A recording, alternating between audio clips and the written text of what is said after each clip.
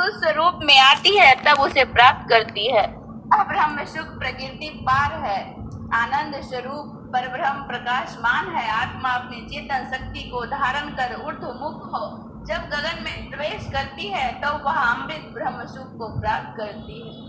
जो तुम्हें इच्छुक परम सुख त्याग विषय रंग राम, सदगुरु कृपा से पाइए देव सदा फल जाओ। जो तुम परमानंद प्राप्त के इच्छुक हो तो विषय रंग राग को कर मोह निराश जागृत होकर सद्गुरु शरणागत हो और उनकी कृपा अनुभव चेतन विज्ञान से परब्रह्म को प्राप्त कर। मंडल पंचम अध्याय भाष्य समाप्त। प्रेम बोलिए गुरुदेव भगवान की है।